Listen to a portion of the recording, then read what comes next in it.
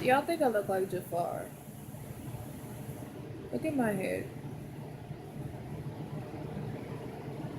I have an acorn head. Anywho, um, I had a lot of y'all asking me, what do you do if you're in a situation to where your mom or somebody that you live with has the Jezebel spirit? And honestly, everybody's situation is different. I don't think God would give everybody the same instructions. I think it's all tailor made. But the best thing you can do, we know that Jezebel and rejection are tied together, and the only way to really just completely get rid of a rejection spirit is love. So I would say the best way to deal with a person who has the Jezebel spirit that you're living with, or somebody in your family, is to just show them the love of God. Demonstrate the nature of Jesus and the love of God to them. And just continue to pray for their salvation and pray for their deliverance, because there's a lot of things I didn't say in my video that I forgot to say.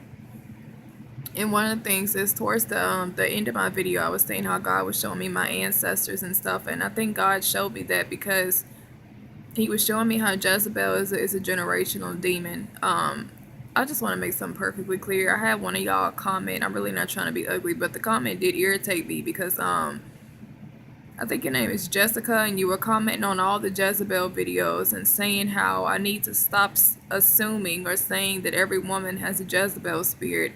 And you said how it's just temptation. And I just want to politely say the best way I can, you are not qualified to speak on a topic like that. If God has not even taught you about anything like this, then don't come on my videos misleading people and comment stuff like that, because they're just going to get deleted. I don't like when people do stuff like that. Best believe if I say something in my video and if I'm posting it, I know exactly what I'm talking about. And this is something that the Father has thoroughly taught me on. So I know exactly what I'm talking about.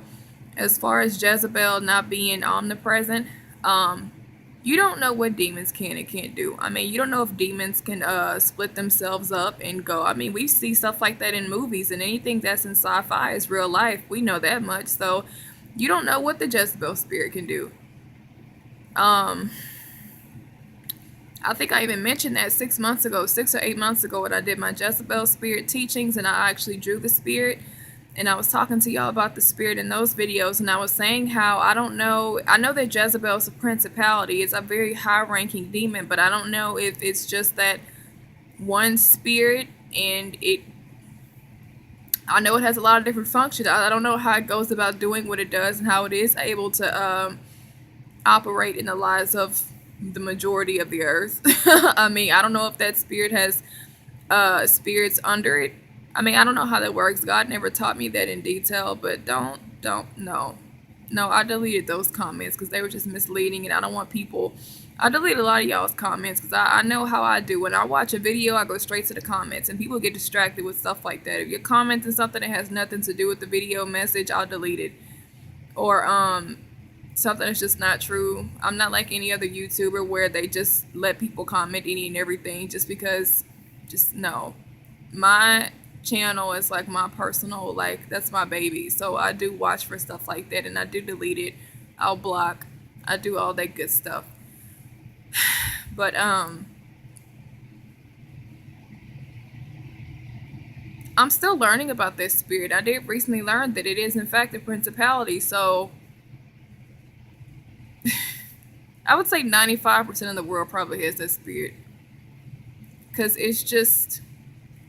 And especially since Jezebel is a part of the marine kingdom, I mean, just think about how much the marine kingdom has its influence in. I mean, that's in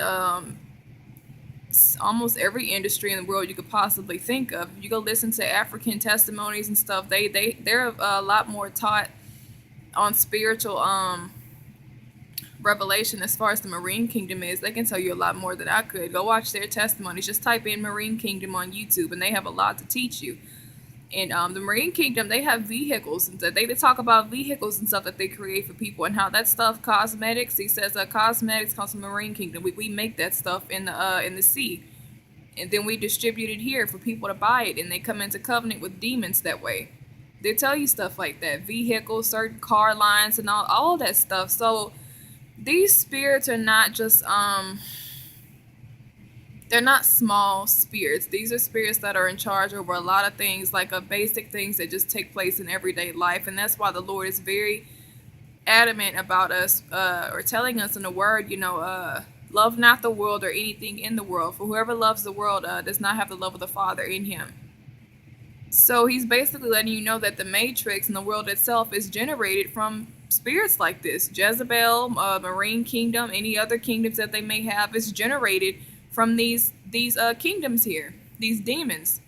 So the only way literally that you can be safe from any type of infiltration or demonization from Jezebel or any of these disgusting spirits like spirit spouses, you would just have to accept your death with Christ. And honestly, that's a lot of the reason why Christians are demonized today. We don't know the gospel. We don't know that we've already died.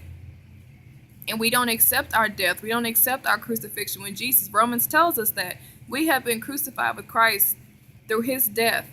And now we are resurrected with him and alive unto God. We're dead to sin, alive unto God. People don't even know what that means. So if they don't even know what it means, I mean, there's no way they can believe it if you don't even understand it. So you still think that you're alive, and really you're alive to the old man still. So you're still walking in the old sin nature, and you have all these spirits attached to you. And you're going through all these deliverance processes and deliverance ministers, and you're wondering why it's not successful or the spirit just keeps coming back. Well, you're not dead, or you're not accepting your death. The only way, and from what I saw in this dream, well, it wasn't really a dream. I don't like saying dream because dreams are really just the spirit realm.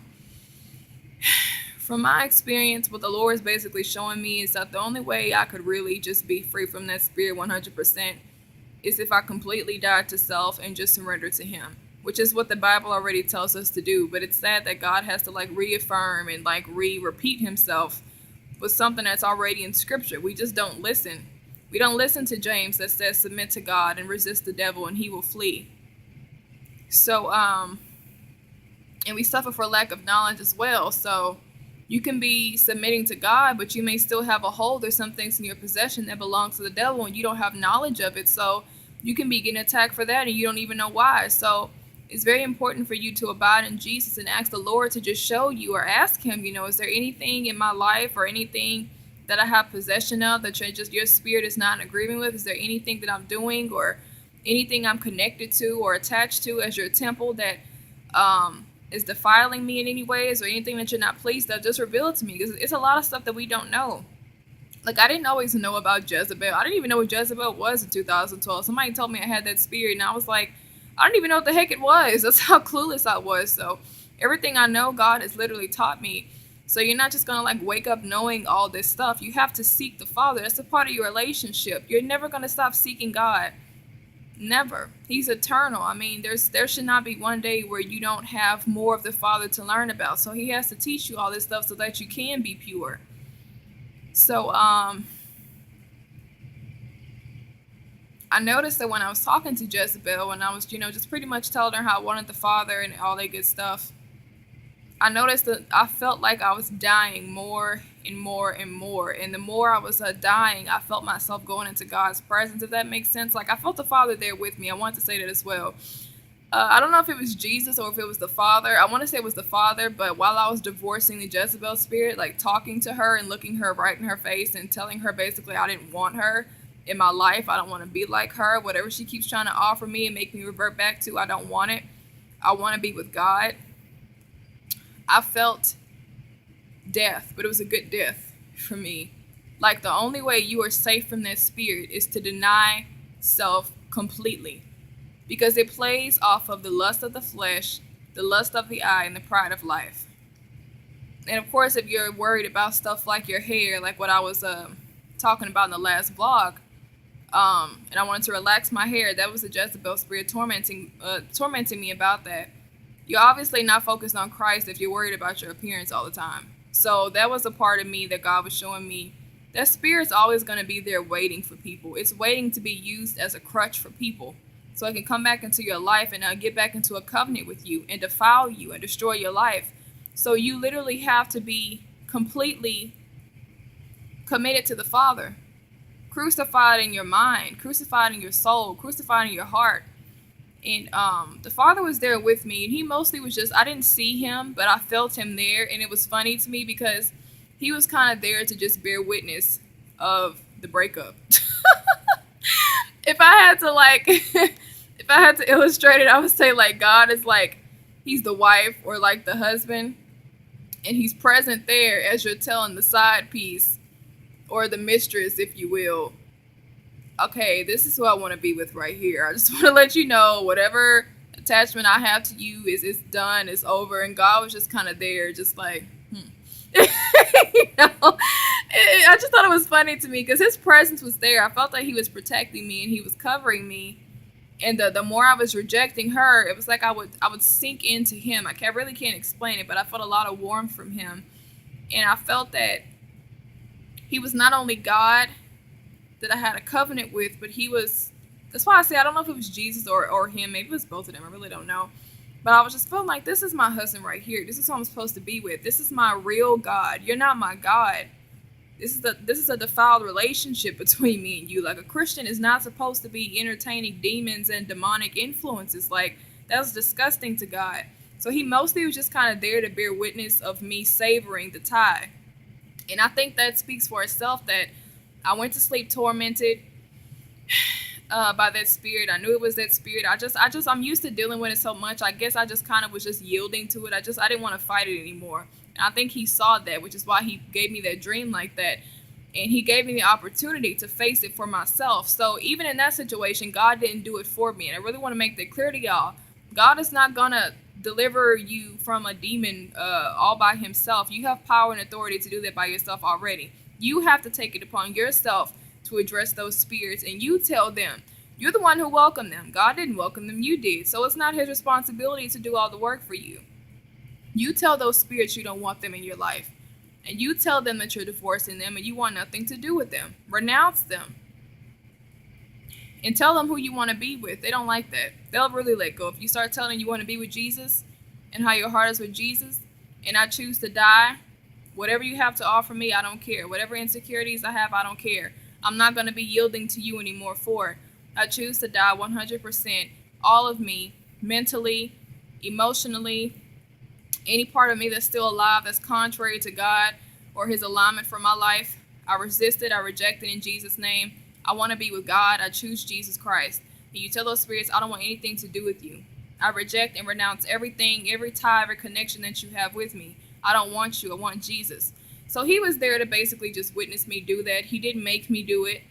I even felt that as I was speaking to the Jezebel spirit, I still had stuff coming up in my heart that secretly desired maybe something. I'm sure it was insecurity wise. It probably was a lot of stuff. But so the Father wasn't forcing me to do it, and he wasn't stopping me from going back. Because I remember, like, when I felt those attachments that was still in my heart, it was kind of like she would come back a little bit and he would be more distant. So that is proof that you can't have both. It was like you're either in the Father or you're in the world. I mean, it's not a mixture. And I noticed that the more I was going into him, I kept feeling myself die. And that was his way of telling me, basically, the only way you can ever really be, because she's not going to leave. The spirit's never going to leave you alone. The only way you'd really be free from it is if you just completely die to self, and then it really has nothing to use anymore because you're dead. The minute you start believing the gospel and accepting your death in Jesus Christ, that's when you can be free from Jezebel. So for those of you asking me, well, how can I get deliverance from it? I think we need to stop looking for a quick way to do things. Stop looking for the easy way to, like, just hurry up and cast the demon out when nobody wants to take up the responsibility for what you have to do after you cast the demon out. Even if you do cast the demon out, you still didn't commit your life to Christ. You still didn't renounce all those things, and you're still partaking in a lot of the things that gave the spirit legal right in the first place. So what's the point in casting the spirit out for you to just welcome it right back with your lifestyle? So if you're seeking deliverance, focus on your heart. That's true deliverance. Deliverance is not just you casting demons out of yourself and out of other people. Deliverance is about the heart. If you really want deliverance, okay, well, commit yourself to God then. That's your deliverance. He says it in James, submit yourself to God, resist the devil, and he will flee. They'll leave. If they see that you really want God, it's literally like a breakup. I know it sounds disgusting. It is disgusting that they see you that way, but they do. They see you as a spirit spouse. So if they see that you really want God, and now you're living a lifestyle to where you're literally rejecting any influence of those spirits and you don't want it no more, they will leave you alone. But the minute you step out of line, they remember you, so they will come right back. And then it's just going to be worse.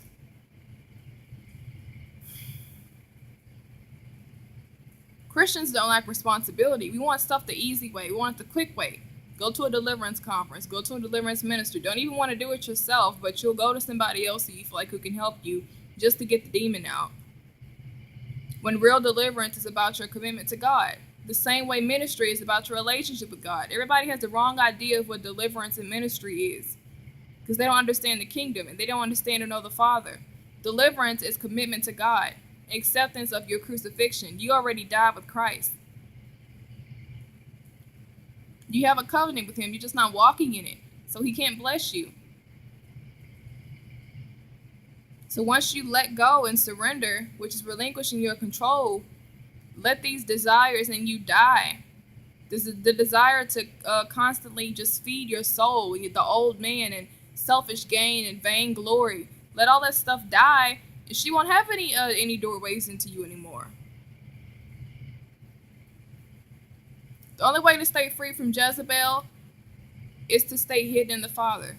He's your only protective covering. And the only way to stay hidden in him is, like I said, to deny self. That's how you abide in Christ. You seek the Father, and you seek his heart, and you seek his mind, and you seek his life so that Jesus can live his life through you. It's not, Christianity is not about you trying to live like Jesus, not about you trying to be like Jesus, not trying to pattern your life after Jesus. It's about you dying. You're dead. You don't do anything. The Bible says that. It's not about works. Stop trying to do stuff. You don't have to try to be like God. And renewing your mind is not that's not even what renewing your mind is. A lot of people think that renewing your mind is just so you can have better works according to revelation of what God is really like. Renewing your mind is teaching you your sonship. That's all renewing your mind is. So you can start thinking with your new identity. That's what it means to renew your mind. So you don't do anything. You die. You seek the Father, submit to him, and you allow Jesus to live his life through you. That's ministry. If you don't have a relationship with God and you haven't died yet, you don't have a ministry. You just have knowledge. And then you go into a church as a pastor and you're just teaching other people how to be knowledgeable. You're not even demonstrating the nature of the Father because you don't have his nature in you to even tell people or teach them what God is like. They have to see and experience God. People have to experience God through you. They don't want to hear about him. Anybody can hear about God. I don't want to hear about God anymore. I don't want to hear about how awesome this person is. I want to know how awesome he is. So people have to see Jesus in you. And the only way, you can't fool it either, because people can tell the difference between you and something foreign that they've never experienced before. They can tell the difference. So the only way to see Jesus in you is for you to die. There's no more you. It's just Jesus living his life through you.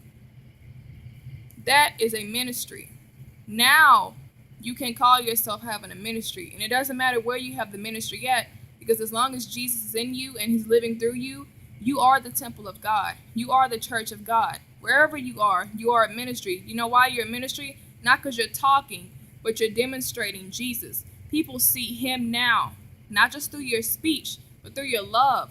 We can detail the characteristics of Christ all day. I don't even think it's really good to do that, because when you start detailing Jesus' character, people try to pattern themselves after his character, and they go back to a religious mindset.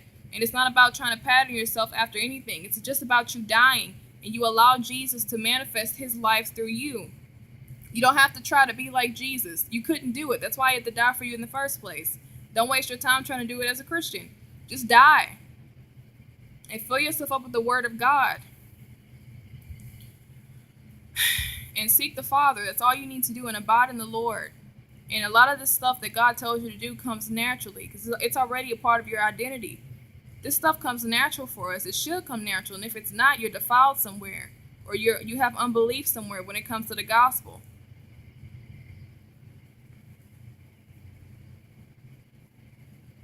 I was telling this girl that I just left from an interview, and just a girl who was there to go into an interview with me, and she went first because I had to fill out an application first. But she got interviewed before me. But before the manager came and spoke with us, I was just I could tell she was shy like me, and I was just trying to make like conversation with her, and I let her know I had a YouTube channel and stuff, and just asked her, just making convo, did she have any hobbies or whatever, and I started just ministering to her because she asked me what my YouTube channel was about, and I told her, and I was just explaining to her. I said, how a lot of people think that ministry is just about going to Bible college or getting all this knowledge or having this certain title like apostle or pastor. Because she asked me I think I asked her if her mom went to church, because she said my mom would love talking to you because she loves talking about God and stuff. And I just asked her if her mom went to church, and she said yeah. I said I don't. She asked me why, and that's when I started ministering to her, and I said it's about your relationship with God. You have to have a personal relationship with Him. So I got a chance to plant a little seed with the girl before the manager came and snatched her up to interview her. Then she just left, of course, because I was after her. But I got to, if maybe she'll look me up a little bit. I don't know. But I was just ministering to her about that. And that's something I was talking to my uncle about as well. People get caught up in ministry, and you don't even know what ministry is. I mean, if I was to ask 100 people right now, what is ministry? They probably all tell you, they probably come up with something that's centered around a church or somebody who is in some type of position of leadership, or they're preaching. They'll say something about preaching. Ministry has very little to do with preaching, because a lot of people talk, but they still don't know Jesus. Ministry is a revelation of Jesus. Jesus Himself is revelation. So once you see Jesus and the Father through somebody, that is ministry. You don't even have to say anything. You don't have to do anything. You can just be. You can be in that person's presence, and they will have a revelation of Christ because He's in you, because you've died to self and you're allowing Him to live through your mind, through your heart, through your soul, through your spirit. You don't have to talk all the time.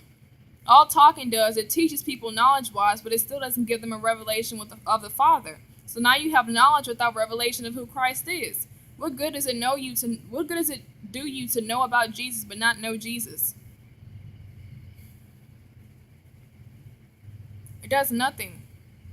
Your ministry is fueled by your relationship with Jesus. When people can see Him and not you, that's how you get souls. People think that street preaching, they go on the street and they're preaching and they're railing at people, telling them how they need to repent for being gay and they're sinners. They have all these signs. That's not ministry. Ministry is when people see Jesus.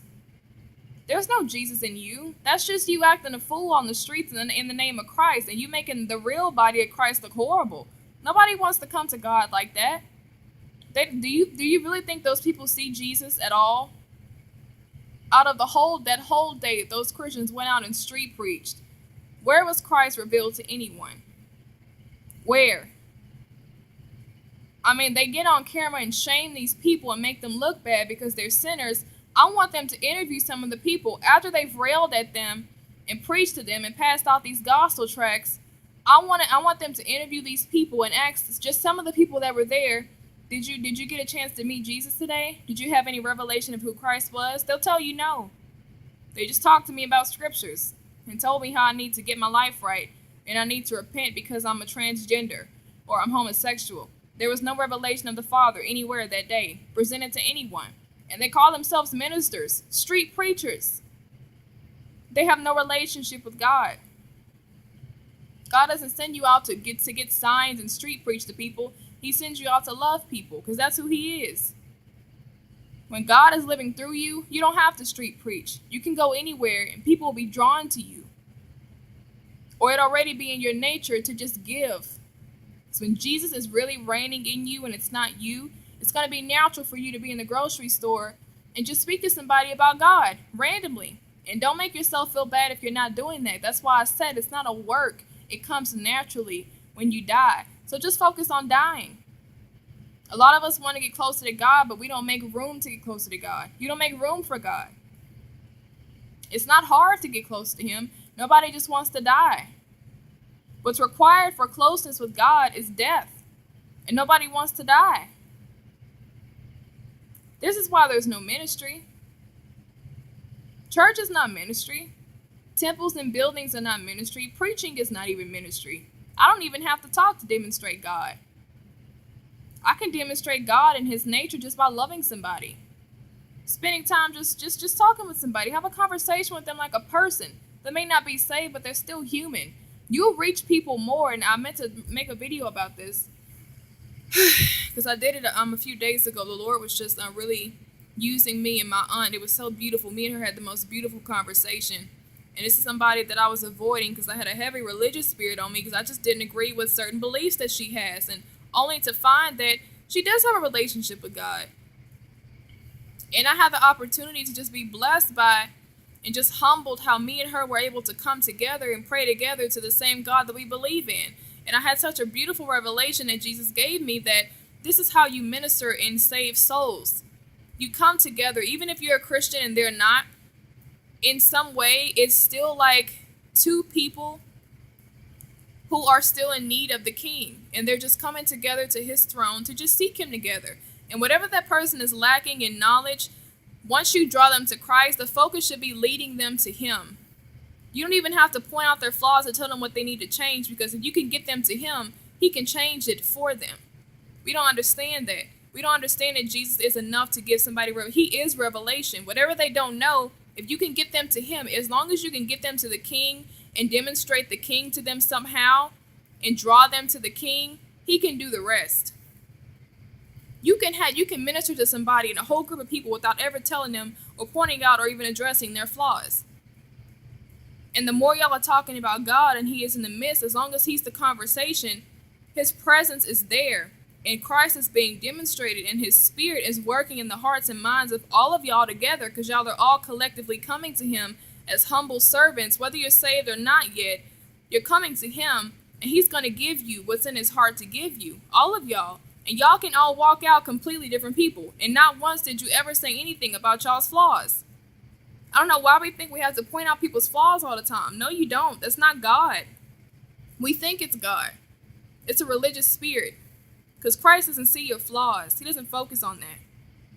I strongly felt that when I was talking to my aunt. It was the most beautiful thing. I've never felt it before. Well, I think a couple times when I have encounters with Jesus, I felt that love. But not once did I address her flaws or what I didn't agree with. And we had the most beautiful conversation and fellowship that I've had in a very long time.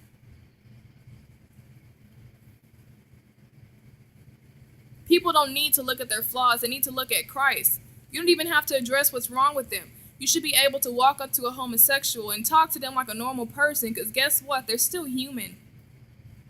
Talk to them like a normal person and start talking about Jesus and how awesome he is. Seek him with the person.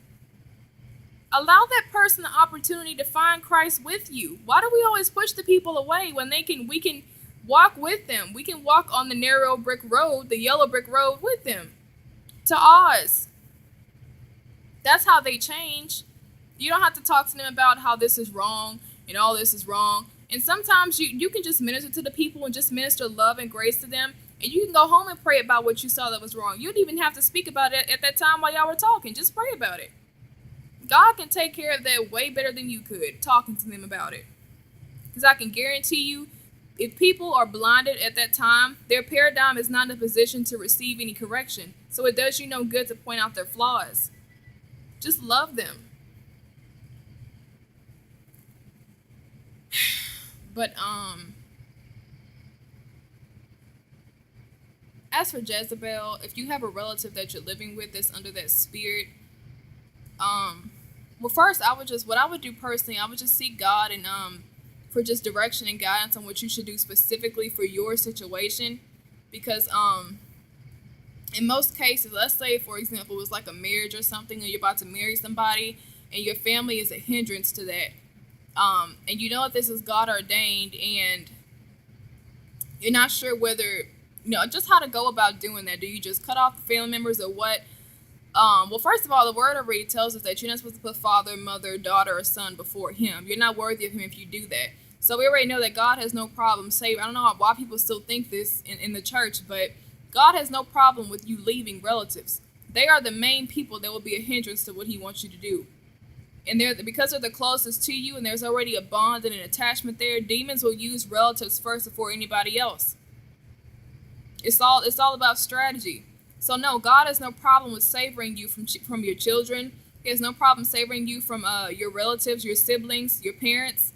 When it comes to His will, and if it's a hindrance and it's standing in the way of what He's told you to do and what He's trying to do, it needs to go. No, and He'll have no regrets about it. So if it's a situation with marriage, your instruction is already given to you in the scripture, but I would still go to the Holy Spirit about it, just on how to do it specifically. He tells you that you leave your parents and you cleave to your wife, and vice versa for the wife. You cleave to your husband. Your spouse comes first because now y'all are one. You can't undo or unglue a covenant marriage. Y'all are one now. So you have to love your wife and love your husband as you love yourself. It's technically y'all the same person now. So it's really dumb. Why would you put somebody else in before your marriage, before yourself? That's not God's order when it comes to marriage. But if it's not a marriage situation and you're just living with the person, I would just continue to demonstrate the love of God to them and just love them. Talk to them about God. Try to Jezebel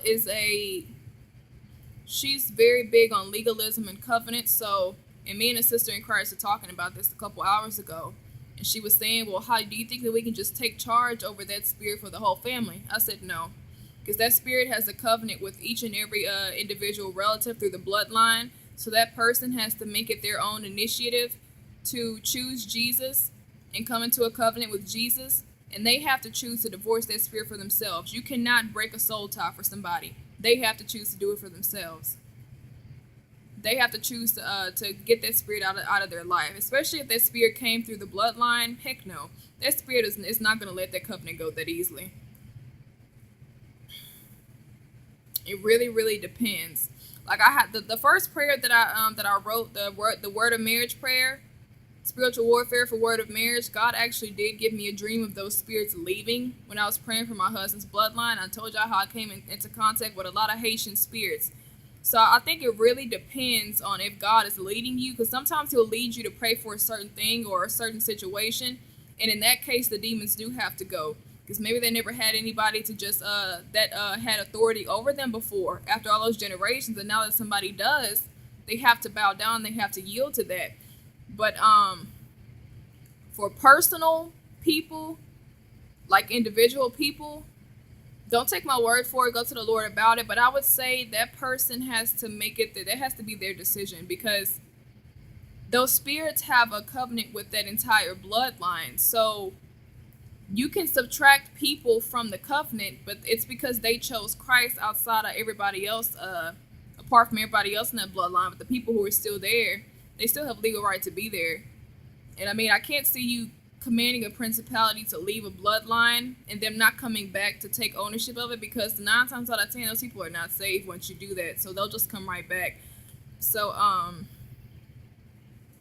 no, that's why I go hard in these kind of messages and videos. So I want people to understand, like, y'all think it's a game, you still wearing a lot of this stuff, you still keeping a lot of these people in your life, you're not listening to the Lord, you still have idolatry in your heart when it comes to your children, and you think that God is playing with you, and you think that these demons are not going to wreak havoc in your life due to your disobedience. Just because you can't understand everything right now, just because you can't see everything right now, they're going to wreak havoc in your life, and they're going to destroy your life. And there's a lot of stuff that God has in store for you that you don't even know about, that you're never going to walk into because of your disobedience and because of your idolatry. You're putting everything and everyone in front of the Lord and above Him, as if they're your God. They're not your God. You don't yield to other people and children and parents before God. You yield to God first. These people were created by God. He can take them out in the next second. Then what are you going to do? God is sovereign over all these demons. All of creation, God is sovereign over it. So that's why I go hard in messages like this, and it sounds like I'm talking really strong. I have to make it perfectly clear, because you have to choose to divorce yourself from this mess for yourself. We are in a war. And for the most part, we're born into these demonic covenants. And you have to choose to release yourself with the power and the knowledge that God has given you. And He used a lot of His people to write about it, to teach you through testimonies and everything. So we're learning about marine kingdoms and marine spirits and spirit spouses. We're learning about all this stuff so we can get pure and we can be made ready for His return. And so we can have an abundant life here in this life. You don't want to be in bondage. You don't want to just be a Christian, have a relationship with God, but you're still in bondage in other areas of your life No, demons don't have a right to take any of your stuff. You should be able. You should want all of your stuff. You should want everything that God has to you. You shouldn't be comfortable with any demon have a portion of anything that belongs to you. And you have to be willing to sacrifice yourself and deny yourself and commit to God so you can get all of it. If you're not willing to do that, then don't waste your time.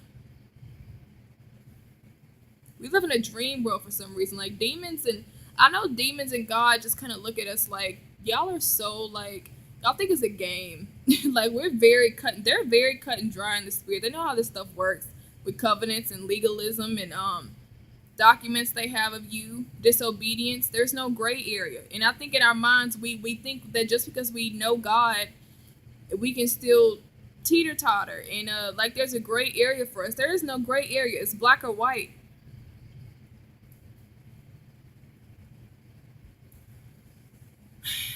But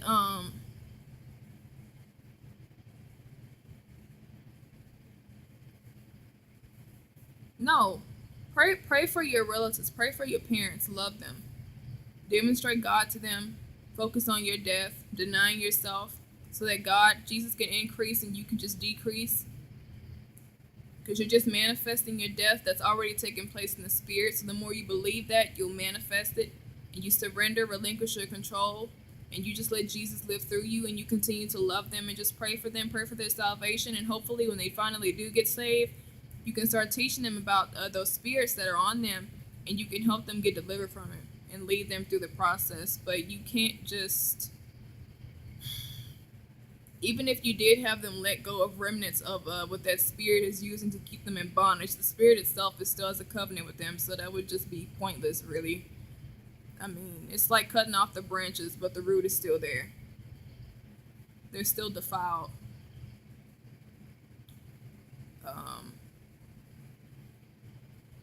Seek God about it. I'm still learning for myself. I've had visions where God had me bind the Jezebel spirit in somebody before, and it did affect how me and her were fighting in the car, and I bound the Jezebel spirit in that girl. And as soon as I bound that spirit in her, I noticed she started breathing really hard and she couldn't fight me anymore. So there are some situations I think God would allow you to take authority over your household, take authority over that environment. If you're in a school, there's somebody picking with you, and you're a Christian, and you're in high school or middle school, you know that person got Jezebel spirit, go in the restroom and mumble under your breath and bind that spirit. That stuff works. But since we're still learning, you want to do everything that the Father's doing, so we have to learn order and strategy. We can't be looking like Harry Potter and the Sorcerer's Stone, just y'all having wand fights and stuff, and there's fireballs flying all over the place, and we're just hitting air because we don't really know who or what we're supposed to be targeting. But you have to learn kingdom order. So ask the Father, like, okay, I know about these spirits. Okay, now what do they do? How do I fight them? What do I do in this situation if it's my mom? Or what do I do in this situation if it's just a girl at school that's just speaking with me? Like, how do I deal with that? Do I just go in the restroom or do I just bind it? You can do that. Just let the Father teach you, you know? He will teach you. And that's a part of your growing in your relationship with Him. Go eat from His table. You don't always have to ask other Christians that, which I'm not saying I don't want to teach y'all. I mean, obviously I'm here doing the videos to teach y'all, but no, I'm just saying, like, don't deny yourself the opportunity to get closer to God and to learn from Him as a Father. And you can learn that stuff from Him, and He can teach you way better than I could. He can give you experiences and dreams and stuff and visions and in the spirit. That's what He does to me. It's how I learn. So yeah, He'll take you on a whole spiritual trail ride just to show you. I've seen marine spirits before, and I think it was Jezebel, and she looked like a mermaid. Except, like, she looked like Ursula. You know how Ursula has, like, it's like an octopus, but she has, like, all those, like, legs. Well, they're not legs, but, like, I don't know what those things are. Tentacles. Yeah, tentacles. Because I already knew Jezebel had tentacles. I drew her with tentacles. Because God showed me visually that she looked like that. And then I actually saw her in the spirit realm. She does look like that. She has a lot of different forms, that spirit. But, she was very pretty, actually. The top half of her was a woman. Long flowing hair, beautiful face, but the bottom half of her body was like Ursula, like tentacles, and they were long. It was disgusting, very unnatural. I don't know if God made them like that originally or not, before they fell, but that's nasty. Like it's just something off about that. I don't see how people can be in covenant with these aliens and demons and stuff and not think that something's wrong with it. Something's not wrong with that. That you know about marine spirits as a Caribbean person, and you think that that's okay to talk to those things.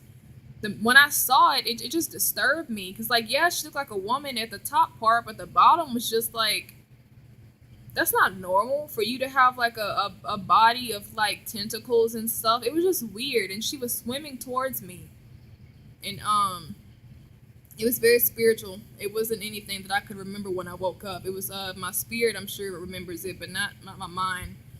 It's a lot of colors I've never seen before in that realm. Very bright, vibrant colors. But I saw Jezebel, and she was in the form of like wasn't a mermaid because she didn't have a fish tail, but it was like an octopus body. Every time I look at Ursula now, I just see that spirit, and I just can't even. Ugh, I can't think of the Little Mermaid at all. Ever since I've been learning about marine spirits, I don't want to see Ariel at all. Like, that stuff disgusts me. It's so disturbing. Y'all don't ever want to see one of them creatures. It's nasty. I wish I could just like take the sword of the spirit and just chop off their tentacles and stuff, because I just want to kill them. Like, they don't deserve to live. They don't. I just want to cut off their tails and just destroy every part of them. And just leave them like just with their torso in the marine kingdom, and they can't swim anywhere now.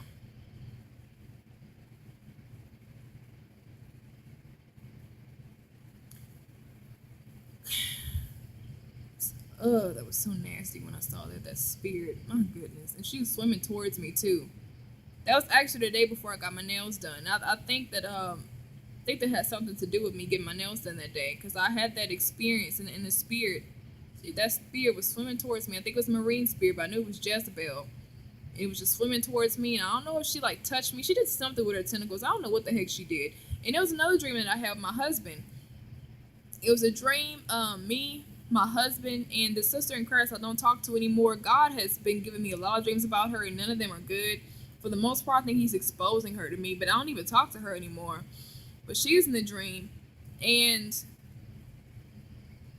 Jezebel was there again, and this time she was in her mermaid form again. Like, she had her tentacle body, like a Ursula, and she was just swimming over me, like she was doing something to me. And my husband, like, he was like over her, beating her in the head. I don't know if like God has given my husband dreams about me, and maybe he knows what I struggle with, like not just me talking about it on camera, but I'm hoping, because that's what I pray. I feel like if I'm gonna marry somebody, I want them to know all of me. So I'm already transparent on camera, but I think it's another thing if God goes deeper and really shows you like what she's dealing with. Because, you know, sometimes God will give my close friends like Daphne or something, he'll give her a dream about me. He'll show her in detail, like everything.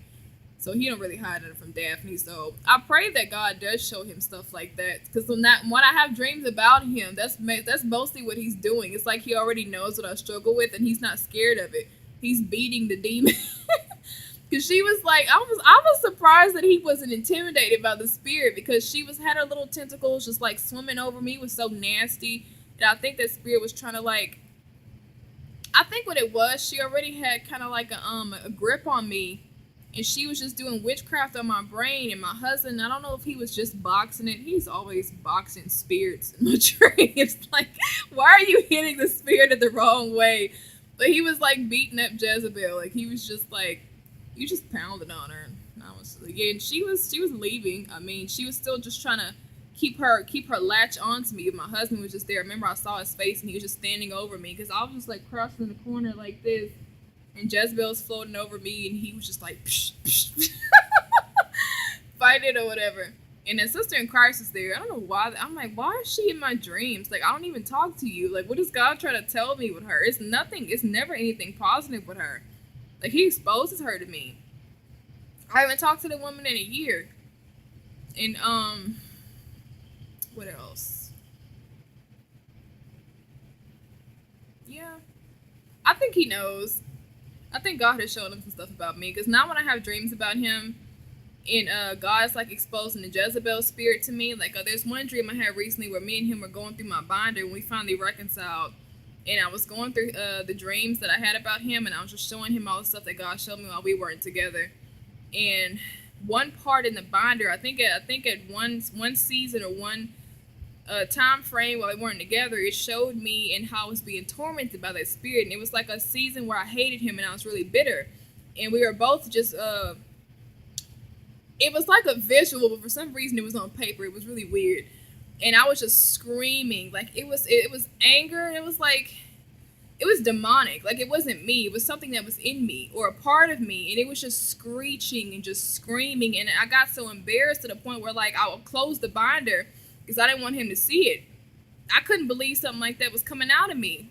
And I think God was just confirming, like, that's not you. Every time you feel that about your husband, that's that spirit. That's not you. That spirit is just angry, and it's just does not want y'all together at all. Just crazy, psychotic spirit. But that's what I was doing in the binder, and I just closed it because I was just like, I was disturbed by it. I said, that's coming out of me? That's not me. I said, yeah, I was angry and I was hurt, but that was on a whole, that spirit was just like, it was just darkness and chaos and just angry, like a demonic type.